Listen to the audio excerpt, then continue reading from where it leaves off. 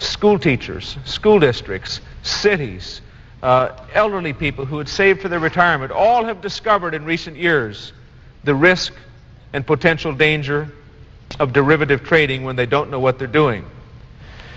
There are worldwide some $30 to $35 trillion in derivatives contracts. Derivatives, in another manner and by another name, can be simple hedging. And hedging is a very customary thing to have happen. Banks hedge, farmers hedge. Hedging is a very customary transaction. And I have no trouble with that. But derivatives have become an international financial game, and in fact some countries call it wagering or betting.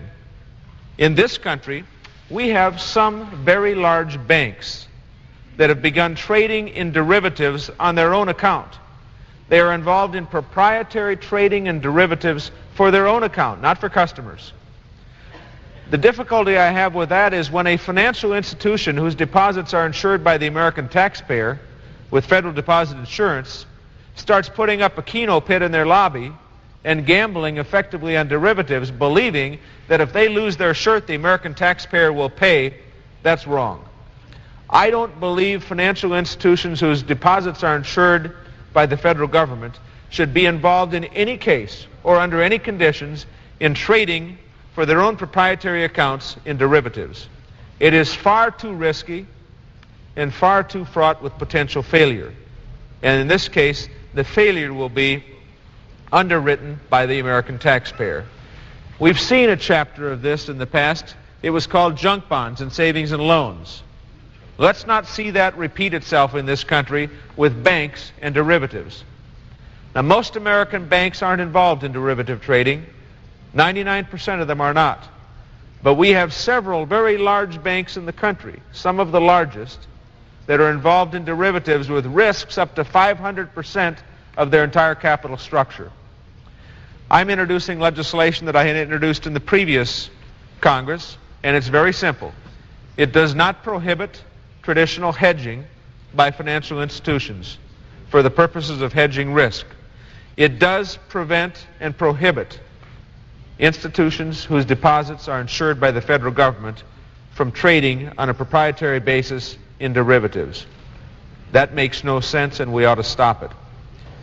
The fact is, we've got federal regulators involved in looking over the shoulders on derivatives trading, but it's like having traffic cops involved in looking at computer crime.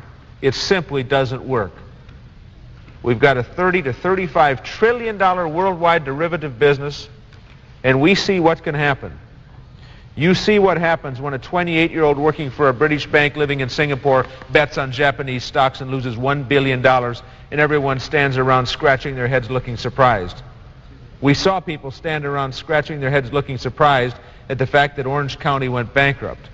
And we've seen it time and time again in the last year or two, and it's time for us to stand up and decide that it ought to be to say to all financial institutions in this country, if you have federal deposit insurance, you have no business trading in derivatives. The American taxpayer doesn't deserve to be stuck with your losses if you want to gamble with their money. I would hope that some of my colleagues would see merit in this legislation and help me pass it. I recall the legislation that I offered that finally passed the Congress prohibiting savings and loans from buying junk bonds. It was a struggle to get that passed, but I finally did.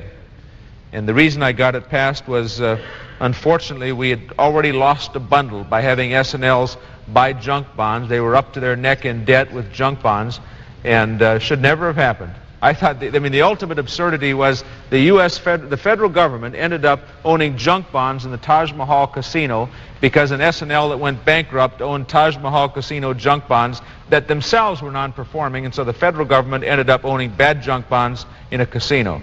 And that's the absurdity of where we got with junk bonds, and we're going to head the same way with derivatives, mark my words, unless we decide that institutions whose deposits are insured ought not bet on derivatives. And that's the purpose of my legislation. My hope is that several colleagues will see fit to help me pass this legislation in the near future. Mr. President, with that, I want to thank my colleague from Ohio for indulging me with this statement, and I would yield the floor.